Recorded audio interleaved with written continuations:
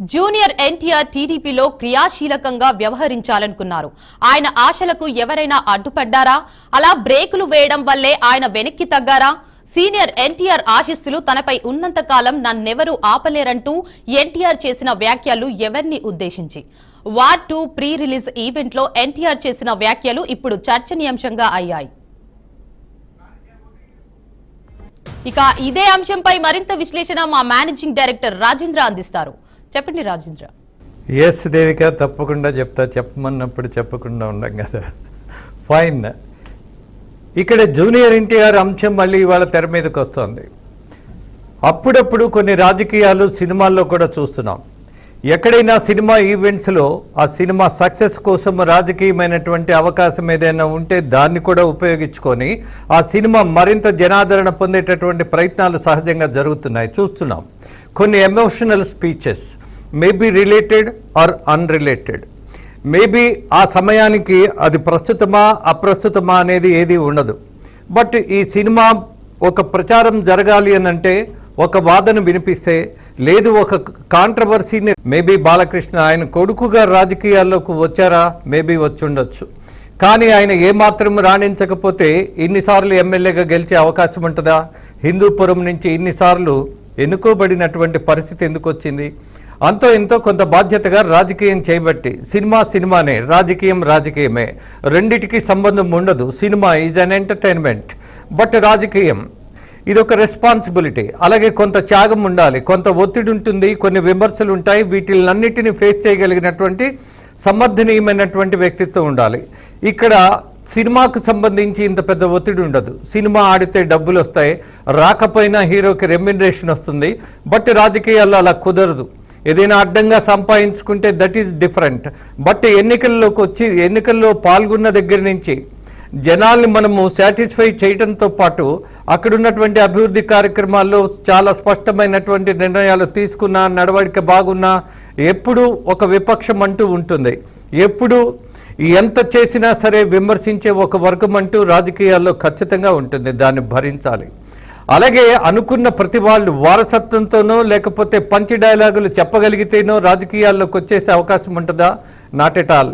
అలాగే జూనియర్ ఎన్టీఆర్ వ్యవహారం మనం గమనించినప్పుడు 2009లో ఎన్నికల ప్రచారంలో ఆయన పాల్గొన్నప్పుడు విపరీతమైనటువంటి జనం ఆ రోజు ఆ సమావేశాలకు హాజరయ్యారు.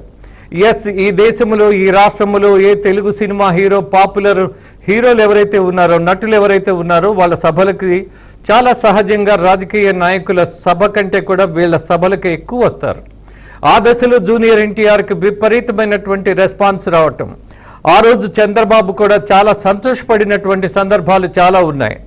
ఆయన ఒక మాట మాట్లాడారు మాలాంటి వాళ్ళందరితో, మా బుడ్డోడి ప్రసంగాలు జనం విపరీతంగా ఆదరిస్తున్నారు, అట్రాక్ట్ అవుతున్నారు, ఖచ్చితమైనటువంటి మార్పు ఉంటుంది ఎన్నికలలో అని ఆయన తన భావాలను పంచుకున్నాడు. అలాగే ఆ బుడ్డోడి పట్ల, ఆ బుడ్డోడు ఎవరు? జూనియర్ ఎన్టీఆర్.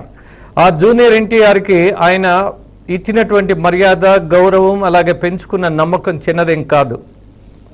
అలాగే ఇక్కడ నందమూరి వంశం, అలాగే నారావారి వంశం, ఈ రాష్ట్రంలో వంశాలకు పెద్ద స్థానం లేదు. ఆ కుటుంబాలకు ఏదైనా ప్రజల కోసం సేవ చేసినట్టు, అలాగే వాళ్ళ కోసం త్యాగం చేసినట్టు, నిలబడినట్టు ఉండేటటువంటి చరిత్ర ఉంటే ఎప్పుడూ ఆహ్వానం పలుకుతారు. అలాగే నందమూరి వంశం, ఎస్, వంశానికి రాజకీయాలకి సంబంధం ఏంటి? మీ వంశం గొప్పదైతే 10 మందికి మంచి చేయగలిగేదంటే ఎన్జిఏ కింద ఏదైనా ఒక స్వచ్ఛంద సంస్థ కింద మీరు సేవలు చేయండి, లేకపోతే ఇంకేదైనా మీ వ్యక్తిగత ప్రచారం చేసుకోండి. బట్ రాజకీయాలకి వంశాలకి సంబంధం లేదు. మీ వంశం ఏంటో జనాలకి సంబంధం అస్సలు అక్కర్లా. ఒంటరిగా ఒక ఉదాహరణ చెప్పుకుందాం. Phoolan Devi, who is that guy? దారుణమైనటువంటి రేపులు ఫేస్ చేసినటువంటి ఒక మహిళ, యూపీలో అత్యంత కిరాతకమైనటువంటి వ్యవహారాల్లో ఆమెను పూర్తిగా అణిచేశారు, తొక్కేశారు, రేప్ చేశారు, హింసించారు, అనేక రకాలుగా ఇబ్బంది పెట్టారు. కానీ ఎన్నికలలో ఆమెకి ఈ జనం వెల్కమ్ చెప్పారు. అంటే ఇక్కడ ఆమెకు వంశం ఉండి రాణించిందా? లేదు. కుటుంబ నేపథ్యం ఉండి రాణించిందా? No, not at all. మరి ఎందుకని? బలహీన వర్గాల కోసం పోరాడవలసిన పరిస్థితిలో నేను ముందుకొస్తున్నానని, అన్ని రేపులు జరిగినా ఆమె లొంగిపోకుండా, ఆమె కుంగిపోకుండా ముందుకొచ్చినటువంటి నేపథ్యంలో జనం ఆహ్వానం పలికారు. అలాగే తాత పేరు చెప్పుకోను, నాన్న పేరు చెప్పుకోను, రాజకీయాల్లోకి కేవలం కేరఫ్ అని చెప్పుకోవచ్చేమో కానీ కష్టపడాల్సిందే. ఇవాళ జూనియర్ ఎన్టీఆర్ని చాలా మంది కొన్ని వివాదాల్లోకి నెట్టేశారు. ఈజ్ అన్ ఇంటెలిజెంట్ గై. తన కెరీర్ నిర్మాణంలో, తనకున్నటువంటి అవగాహనలో, తన నిర్ణయాలు తను తీసుకోవడంలో, తనకి ఇండిపెండెంట్ థాట్స్ మీదే తను ఆధారపడి తన కెరీర్ని నిర్మించుకున్నటువంటి కష్టపడినటువంటి ఒక నటుడు.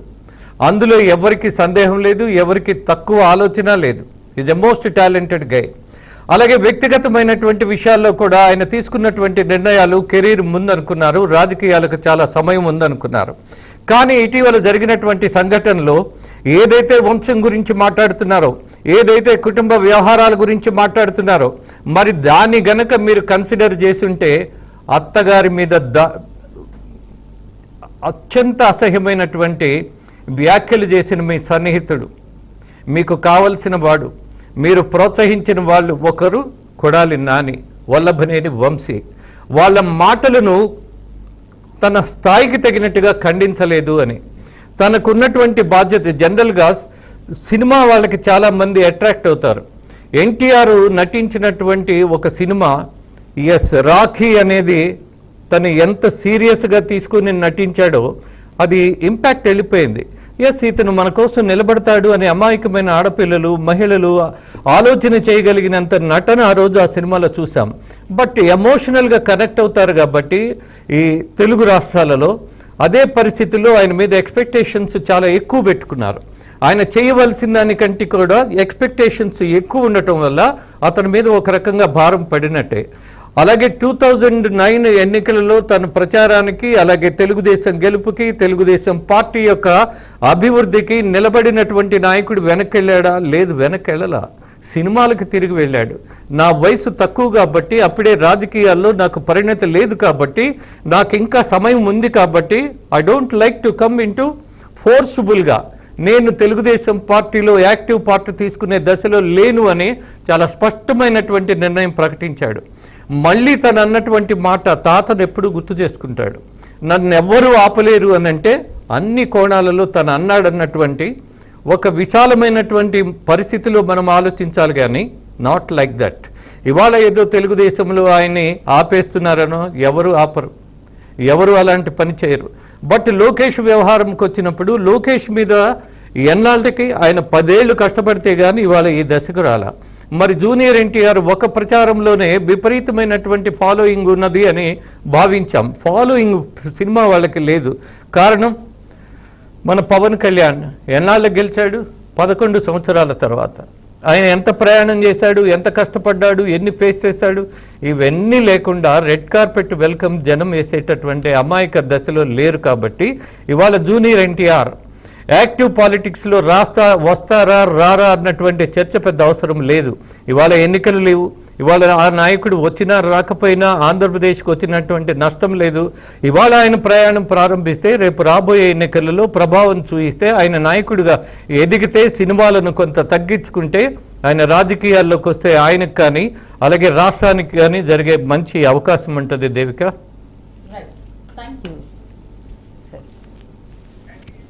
Right, thank you sir.